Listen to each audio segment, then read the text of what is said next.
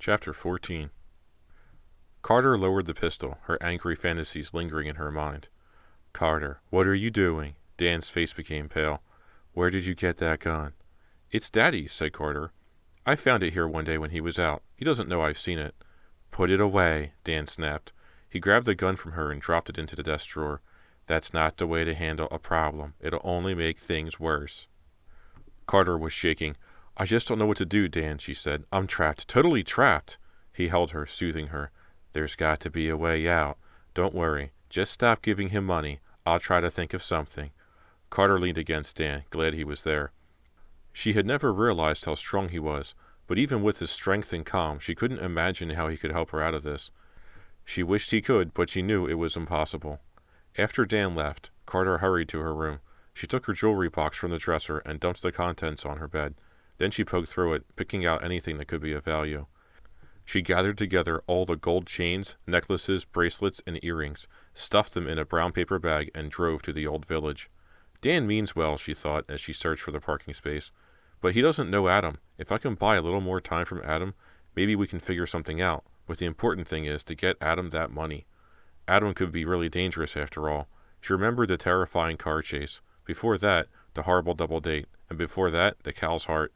Adam's getting more dangerous all the time, she realized with a shiver. I hate to think what he'll do next. She carried her brown paper bag full of jewelry into Corelli's Antiques. Mr. Corelli remembered her. He smiled and nodded. She dumped the jewelry on the counter, and the old man frowned. "These items are not of the same quality as the earrings," he said with his accent. He sifted through it all carefully. Carter watched him impatiently. Mr. Corelli picked out a few of the gold chains and bracelets. "I will give you $200 for these," he said, holding up the chains he had chosen. $200! Carter needed 1,000. She tried to hide her desperation. "Didn't you like these other things?" she asked. "I think you could sell them." The old man shook his head. "No, just these things. $200, miss." Carter saw that he would not bargain this time. Maybe $200 would hold Adam for a few days, until she thought of some way to get more money. It would have to hold him. "Okay," she said. "It's a deal." Mr. Corelli gave her the money. She stuffed it into the paper bag and left. She took the rest of the jewelry to the other antique shops on the block, but nobody wanted to buy the things Corelli had rejected. Carter was near tears. What could she do? It was already 5 o'clock. She had no idea where she could scrape up $800 in such short notice. What would Adam do when she offered him only $200? Would he take it? Or would he be insulted or angry that she couldn't give him all he'd asked for? She didn't know how he'd react and was shaking with fear and fury as she made her way through the narrow streets of the old village to Adam's house. Easing the car down Fear Street, she pulled up at the curb. Then she climbed out of the car, clutching her paper bag. She took a deep breath and walked up to Adam's front door. It was dark by the time she turned onto her street. After leaving Adam's house, she had driven around in a daze, not seeing where she was going and not caring. One thought floated through her mind as she drove. Is the nightmare over now? Could it really be over? Pulling into her drive, she saw that her parents were still out, but someone was there, leaning against the door. Carter's heart pounded. She climbed out of the car and walked up to the front door. "Dan!" she cried. "Where have you been?" he demanded. She didn't answer him, avoided his eyes, and wondered why he'd come back. She opened the front door and went into the house. Dan followed her in. "What's wrong? Did you see Adam?" She didn't want to tell him. She tried to come up with another lie, something he'd believe. She didn't get a chance. The doorbell rang. With a cry of surprise, Carter went to answer it, Dan behind her. She opened the door to see 2 grim-faced police officers. "Are you Carter Phillips?" asked one. Carter stared at them, her mouth open. She nodded. "We'd like to ask you a few questions." "What about, officer?" asked Dan. The other police officer cleared his throat. "Someone shot Adam Messner," he said. "He's dead." Chapter 15. Carter froze. The police officers strode into the house, shutting the door behind them. "Can we talk in there?" asked one, indicating the study. "We have just a few questions." "Of course," said Dan. He led Carter into the room. The 2 officers followed. They all sat down. Carter was glad Dan was there, handling this for her. He was so calm and collected. If only she could be that way, but she couldn't. She shook as she waited to hear what the officers had to say. "Miss Phillips," said the first man, "this won't take long. Did you know Adam Messner?" He flipped open a notepad and sat with a pen poised above it, waiting for Carter's answer. Carter nodded. "We went to Shadyside High. He was in my math class." The other officer said, "Did you see Adam today, Miss Phillips?" "No," Carter lied. Her mind was racing from thought to thought. I know Adam, but we're not friends. I didn't see him outside of school. One of his neighbors said she saw your car parked outside his house this afternoon, said the officer. No, she must have been mistaken, said Carter, shaking her head. I haven't seen Adam today. In fact, Dan and I have been here all day studying. Right, Dan? Dan looked at her, startled at first, and then suspicious. Then he backed up her story. That's right, he told the man. We've been here all day. And where are your parents, Miss Phillips? They're out of town at a wedding. They won't be back until late. The officers glanced at each other, then stood up. The first one snapped his notepad shut. All right, he said. Thank you, Miss Phillips. I hope we haven't upset you. We may have to come back later to ask more questions, but that'll do for now. Carter showed them out. She shut the door after them, leaning against it with a sigh. You did go to Adam's house today, didn't you? Said Dan, following her into the hall. Why did you lie about it? Carter hesitated. I didn't want the police to get involved with my troubles with Adam, she replied finally. They might have found out why he was blackmailing me. But I didn't kill him, Dan, I swear it. Dan just stared at her. Carter thought, I've never seen Dan like this before. So cold. What does it mean? She strode up to him and grabbed his shoulders, pleading with him. I didn't do it, Dan. You've got to believe me. But she could see that he didn't believe her, and Carter couldn't blame him. After all, why should he believe anything she said? Lately, she'd done nothing but cheat and tell lies. I'm going home, Carter, Dan said, his voice strangely distant. Dan, will you call me later? I'll be here all alone for a couple more hours. I'm kind of scared. He stared at her without smiling. Sure, Carter, I'll call you later. Don't be frightened. But his words lacked any warmth. He walked out without kissing her goodbye. Alone in the house, there was nothing for her to do but pace from room to room. She walked upstairs, downstairs, downstairs, thinking wild, frantic thoughts, her mind racing through the events of the past couple weeks. As she paced, squeezing her hands into tight fists at her sides, one thought kept popping into her mind. She tried to push it out, but it wouldn't go away. Adam is gone, she thought. He's finally out of my life, forever. My problems are solved. Carter felt a brief moment of relief, but she couldn't enjoy it for long. Because another thought intruded. Adam was dead, and the police knew there was a connection between them. What's happened to me? She wailed out loud into the empty room. I used to have a perfect life. How did it get so messed up? For an hour she paced the house this way. Finally, the ringing of the telephone broke through her tortured thoughts. It's Dan, she thought happily. It's Dan, calling to tell me he's sorry he doubted me, to make sure I'm all right. She answered the phone. Dan? Another voice whispered. Carter, I know what you did. Chapter 16. Who is this? Carter gripped the receiver with both hands. Who is this? She heard a click, then dead air and a series of clicks. Finally, a dial tone buzzed in her ear. Carter dropped the phone with shaking hands. She was terrified. Who could that have been? There was only one person she could think of. Sheila.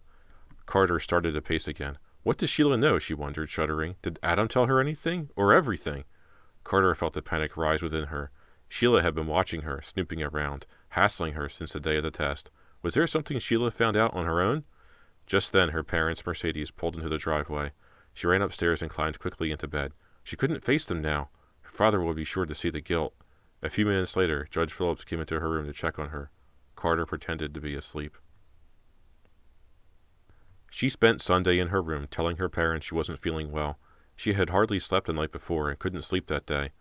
She spent the day walking, pacing back and forth in her room as if it were a prison cell. She was exhausted when she got up for school on Monday morning, but she dragged herself out of bed and made herself go. The best thing to do, she had decided, was to go on with her life as usual, pretend there was nothing bothering her, pretend everything was normal. As soon as she got to school, she realized how futile that was. It was obvious that everyone in Shadyside had heard about Adam's murder. Carter stepped into the school building, smiling at her friends and saying hello to people, but that didn't last long. No one smiled back at her. Her friends turned away, and the others just stared. People stopped talking as she neared them. After she passed them, she heard whispering. She caught only a few of their words, but those were enough. Police. Adam. Murdered. Carter started walking faster down the hall, trying not to look into anyone's face. Then she saw Jill, her best friend. Carter ran up to her, but when Jill saw her coming, she became frightened and backed up a few steps. Then she turned and started to run. Carter called after her, Jill, wait! Jill kept running. Carter started to chase her, then stopped. She couldn't blame Jill for being scared of her. After all Carter had put her through, but they were best friends. She seemed to have become a freak overnight. No one was on her side, not even Jill. She had no one but Dan. She had to find Dan. She had to find someone who believed in her, someone who would help her. He'd be upstairs, hanging out by his locker. She ran up the steps and down the hall. She saw him. He was alone. She ran to him. "Dan!" she called. He turned to her. One glance at his face stopped her cold. He didn't smile. His eyes were ringed with dark circles. "Hi, Carter," he murmured softly. He shifted his weight. He seemed uncomfortable with her. Carter tried to ignore his coolness. She was desperate for someone to talk to. "Dan," she said, "why didn't you call me yesterday?" He avoided her eyes. "I couldn't, Carter. I'm sorry." Carter couldn't believe it. "He's suspicious of me too," she thought. "He's nervous around me, just like everybody else." Dan was her last hope, and she grabbed him by the arm. "Please," she uttered in an urgent whisper. "Not you too." She tugged at his arm, trying to get him to look her in the eye, but he lowered his gaze to the floor. "I don't know what to say, Carter." How can this be happening? Carter thought. Dan is against me too. Chapter 17. Carter made it through the rest of the day. She had no idea how. When she walked away from Dan, she just shut herself off, turned her thoughts inward, away from everyone else. She avoided their eyes, didn't listen to their gossip. She moved through the day like a zombie. After a couple of days, the kids at school stopped staring at her so much. No one talked to her, but at least they sat next to her in class now. At home, she jumped every time the phone rang, thinking it would be another threat, but the calls were never for her. Jill didn't call, and Dan didn't call. Sheila didn't call either. Maybe everything will be okay now, Carter thought. Slowly, my life will get back to normal. The kids will forget about Adam. Dan will relax and come back to me. Maybe, Carter thought, the worst is over. Then, one evening, Mrs. Phillips dragged the judge out to a charity benefit. Dressed in a sequined silver evening gown, she came downstairs to the living room where Carter was watching TV. "Will you be all right tonight, Carter?" Mrs. Phillips asked her daughter. Carter didn't take her eyes from the television set. "I'll be fine." Mrs. Phillips sighed and cast a glance up at the staircase. "What is taking your father so long?" she murmured. Then she shouted up the steps. "John, we're going to be late." A few minutes later, Judge Phillips appeared, adjusting the bow tie to his tuxedo. "Why do we always have to be the first to arrive at these functions?" he grumbled. "We have no choice, dear," his wife replied. "I'm the chairperson. I've got to be there first to greet all the guests." "Next time you can go without me then," said the judge. "Oh, John." The judge paused in the doorway of the living room to say goodbye to Carter. "We won't be long," he told her, "no matter what your mother says. I'll make sure we're back at a decent hour. I've got a lot of work to do tomorrow." "Okay, Daddy," said Carter. "Are you going to be all right here, all alone?" he asked. "I already asked her that, dear," said Mrs. Phillips. "She says she'll be fine. Now let's go." "Maybe you could ask Jill to come over and keep you company for a while," the judge suggested. "And remember, don't open the door to anyone." Carter said nothing. She couldn't ask Jill or Dan or anyone else to come over and keep her company. They wouldn't do it. "She can take care of herself, John," said Carter's mother. "Good night, dear. Don't stay up too late." "Bye," said Carter. She breathed a sigh of relief when the door finally closed behind them. Lately, she felt completely comfortable only when she was alone. She microwaved a frozen pizza and sat in front of the TV to eat it. She had never watched as much TV as she had the last few days. There was nothing else to do. After a couple hours, Carter started to feel bored and sleepy. But it was only a little after 9. Too early to go to bed. She settled into the couch and clicked the remote control to see if she could find something better to watch. Suddenly, the television went off and the lights flickered out. "Hey, what's going on?" Carter wondered out loud. She was sitting in complete darkness. Carter sat up, alert. She thought she heard a noise. Bump. What was that? Her heart jumped. She listened again.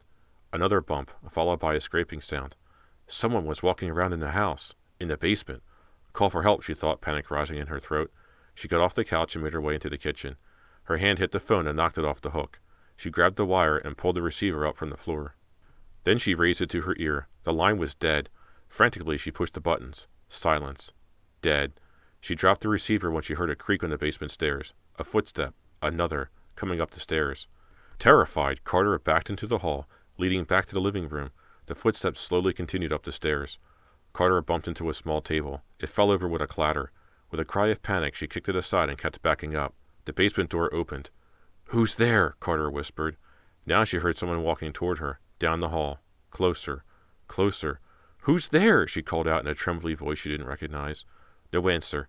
Just footsteps moving in on her. Closer. Closer. Carter's back hit a wall.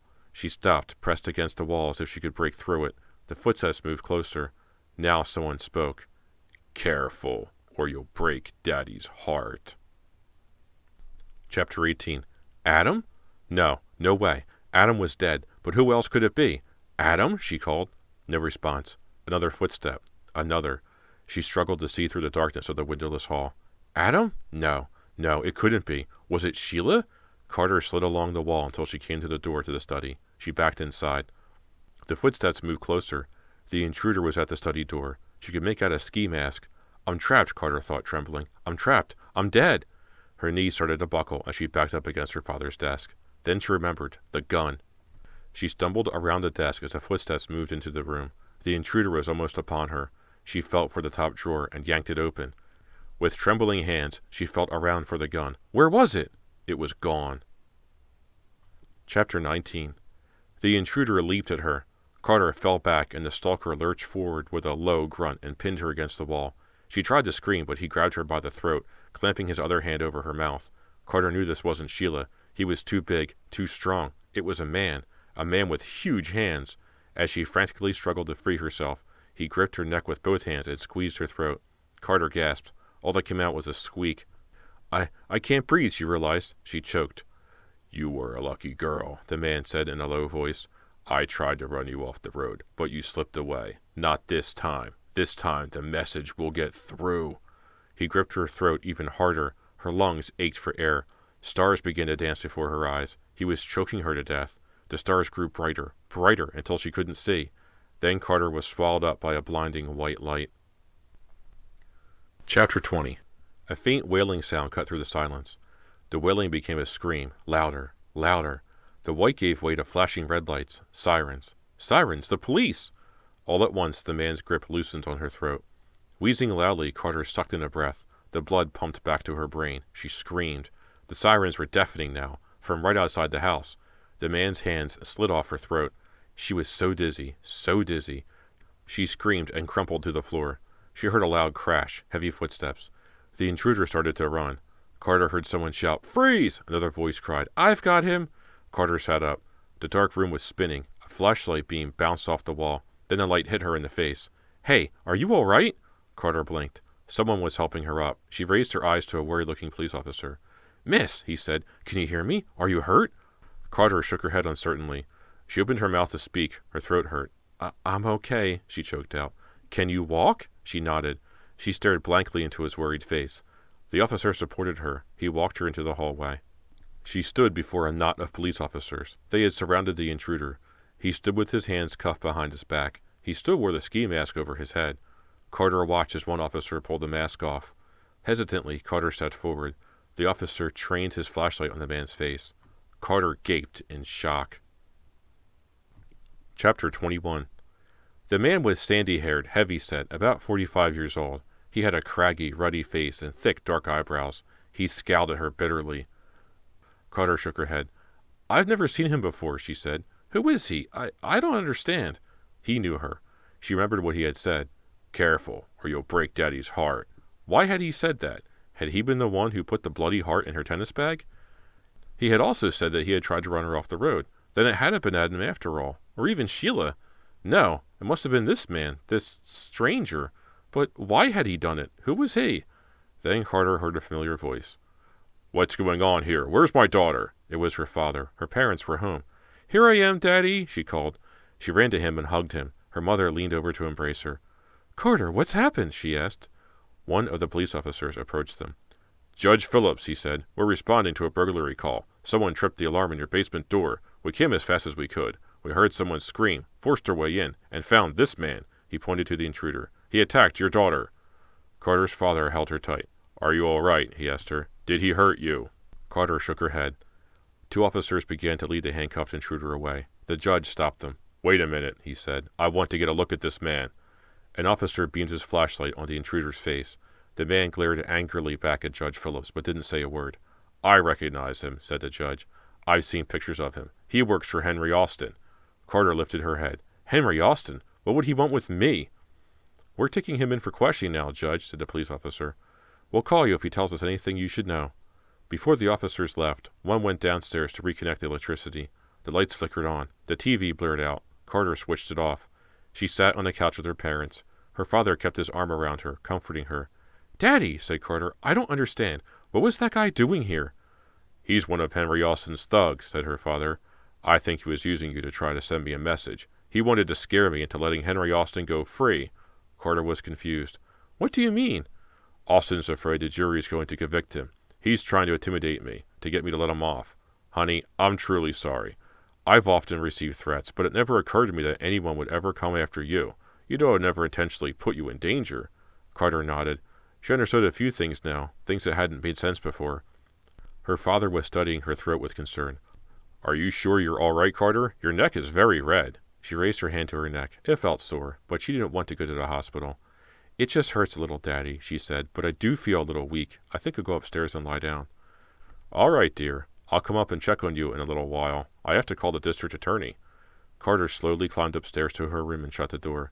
She lay on top of her bed covers to think. All along she assumed that it was Adam who had put the bloody heart in her tennis bag. Now she felt sure that it hadn't been him at all. It had been this thug who worked for Henry Austin. Why else would he have said "careful" or "you'll break Daddy's heart" when he attacked her? And he had confessed to being the one who tried to run her off the road as well. Henry Austin was trying to intimidate Daddy by scaring me, Carter thought. He was sending Daddy a message. Let Austin go, or your daughter is dead. Normally, Carter would have told her father about the terrible things happening to her, but since she thought Adam was doing everything, she couldn't. I even thought it was Adam attacking me tonight, Carter thought, shaking her head. How dense can you get? A detective came to the Phillips' house the next morning. Judge Phillips greeted him and took him into his study to talk. An hour later, the door to the study opened. The detective shook the judge's hand and left. Then the judge called his wife and daughter into the study to tell them what the police had said. Mrs. Phillips was very upset. The judge tried to calm her. "The police questioned the intruder very closely last night," Judge Phillips said. "They got a lot of information from him, and they're holding him without bail. They assured me that we will all be perfectly safe now, and I believe them." He looked at his wife, who sat sniffling in her chair. She didn't say a word. She just shook her head nervously. The judge sighed. "Did he admit that he was working for Henry Austin?" Carter asked. Her father nodded. "And Austin knows he was caught. Now that the police are onto him, I don't think Austin will try any more intimidation. At this point, it would hurt his case, not help it." Carter's mother was still crying. She couldn't seem to calm down. Carter watched her father as he took her mother's hand and held it warmly. "Dear," he said, "the trial is almost over. When it's all over, all this craziness will stop. Please stop worrying. Everything will be all right. I promise." Mrs. Phillips stopped sniffling. She wiped her eyes and nodded. "I trust you, dear," she said. "I trust you." She climbed to her feet and made her way from the room. Carter watched her go. Then she stood up herself. "Carter," said her father, "if you need anything, I want you to know I'm here for you." "Thanks, Daddy." She started out of the room, turning back toward her father as she shut the door. He took the gun out of his briefcase and put it back in the drawer. That's why the gun wasn't there when I needed it, she thought. Daddy had it with him. Slowly she began to feel safe. The thug was in jail. Adam was dead. The police hadn't questioned her about Adam's murder again. Things at school had calmed down, and she had no more mysterious telephone calls. There was something else that made Carter feel better. Her father was making an obvious effort to reassure her that she was safe now. Although he was still very busy, he paid more attention to her. He made sure to ask her how she was feeling several times a day. He feels guilty, Carter figured. After all, she'd been attacked because of his case. But Carter didn't care about her father's motives. She basked in his attention, and it did make her feel better. It's really true, she thought happily. My life is going back to normal. 3 nights later, Carter was studying in her room when the telephone rang. She answered it. "Hello?" "Guess who, Carter? It's me, Sheila." Sheila. Carter was too stunned to say anything else. Her sense of security melted away like ice in a fire. "I need some money, Carter," Sheila said. $500 ought to do it." "Huh? What are you talking about?" Carter asked. "Why would I give you money?" "Don't play innocent. You know exactly what I'm talking about. You paid Adam to keep quiet, and now you're going to pay me." "What? Why should I?" "I'll tell you why. Because I know everything. I know all about you and Adam. Adam told me everything. Most of all, I know you killed him." Carter's heart stopped. That's all right, Carter. Don't bother trying to deny it. I was the one who found Adam's body. I was the one who called the police. I know you killed him. And I've got proof."